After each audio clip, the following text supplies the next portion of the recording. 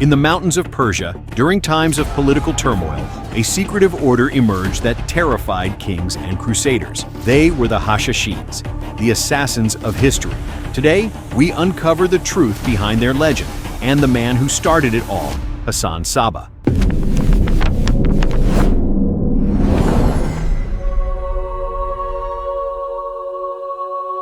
Hasan-i Sabbah was born in the city of Qom, in Persia, during a period of political instability and religious conflict. From a young age, he showed remarkable intelligence and a thirst for knowledge. He traveled to Baghdad to study under renowned scholars, learning philosophy, theology, and strategy. The turbulence of the Seljuk Empire shaped his early life. Witnessing corruption, betrayal, and the struggles of ordinary people, Hasan became determined to create a force that could challenge rulers and change the course of history. By the late 11th century, Hasan seized control of the fortress of Alamut, perched high in the Elburz Mountains. From this remote and nearly inaccessible location, he established a secretive base for his followers. They were trained in loyalty, discipline, and covert operations, prepared to carry out missions that would make them both feared and legendary. Alamut was more than a fortress. It was a center of intelligence, planning, and unwavering devotion. From its walls, Hasan-i Sabbah laid the foundations of the Hashashins, the order that would become one of the most infamous and mysterious in history. Through careful strategy, education, and psychological influence, Hasan built a network that extended far beyond the mountains, shaping politics, alliances, and the perception of power across the region.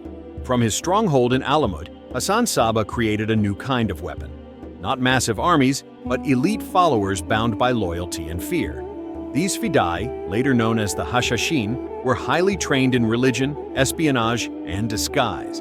Mastering languages and cultural blending, they could get dangerously close to powerful targets. Their strategy was asymmetric warfare. No large battles, only precise political assassinations. They eliminated enemy leaders in public places using daggers, rejecting poison as dishonorable. Escape wasn't the plan. Many fidai stood calmly after the kill, accepting death as a path to paradise. This spectacle terrified rulers across the region. Their first major success was the assassination of Nizam al-Mulk in 1092, destabilizing the Seljuk Empire. For nearly 2 centuries, the assassins removed sultans, viziers, and crusader leaders, proving that even the most powerful were never truly safe. As the assassins' power grew, so did the legends. Their enemies and later Western writers like Marco Polo spread dramatic tales to paint them as a dark cult of drugged fanatics. These myths terrified people and helped amplify their reputation. During the era of the assassins and the crusades, weapons were simple but effective. Daggers and swords for close combat, bows and crossbows for ranged encounters.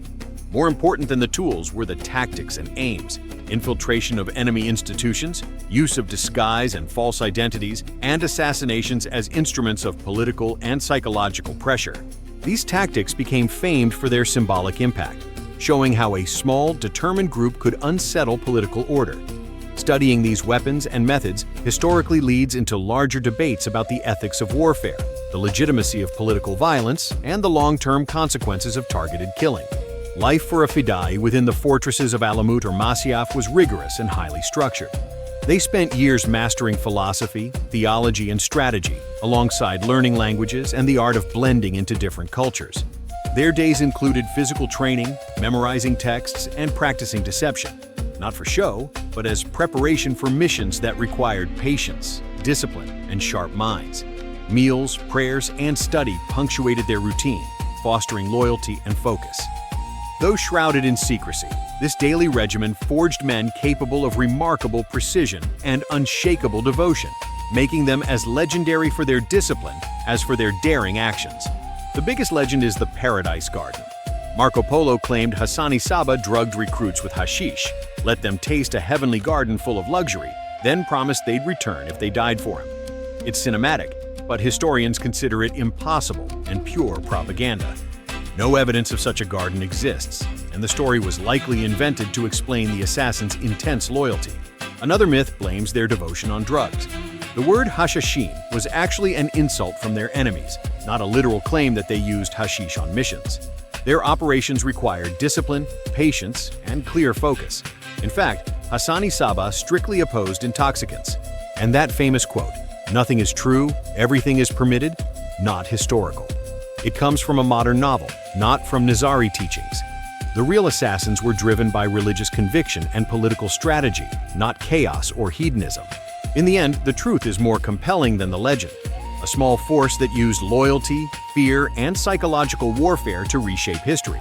While the Nizari heartland was in Persia, their power expanded west into Syria during the early 12th century. Missionaries there built a new network of fortresses, eventually making Masyaf Castle their stronghold. While the heart of the Nizari state was in Persia, their influence began spreading west.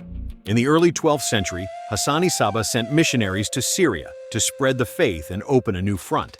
It took them decades, but the Syrian branch of the Hashashin eventually carved out their own network of fortresses, with Masyaf Castle becoming their new headquarters.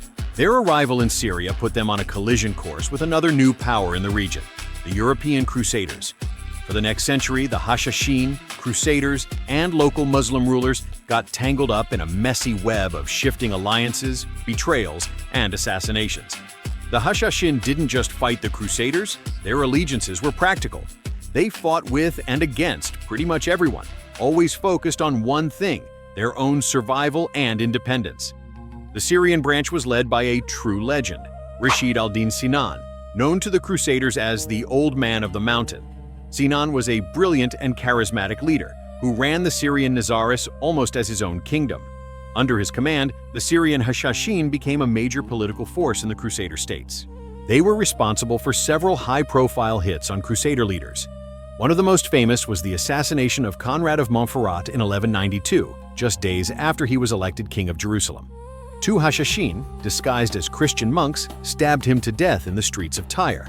The attack sent shockwaves across the Crusader kingdoms. They also made two attempts on the life of the great Muslim sultan, Saladin, who saw them as a serious threat. Both attempts failed, but they reportedly scared Saladin so badly that he laid siege to their fortress at Masyaf, before eventually agreeing to a truce. The stories the Crusaders brought back to Europe, tales of Sinan's mysterious powers and his fearless killers, were what truly built the dark, romantic legend of the assassins in the West.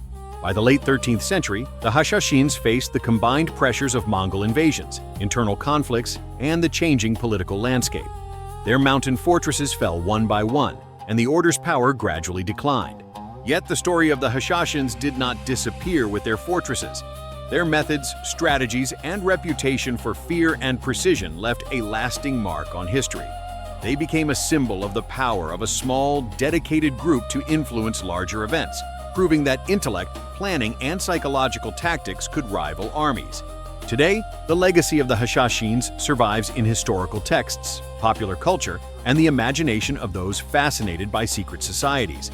From tales of daring assassins to legends of the Old Man of the Mountain, their story continues to captivate and inspire. Their impact reminds us that even in the shadows, ideas and determination can shape the course of history, and that history is not only written by the mighty, but sometimes by those who strike silently. If you enjoyed this journey into history, don't forget to like and leave a comment. Share your thoughts on the Hashashins and their incredible story.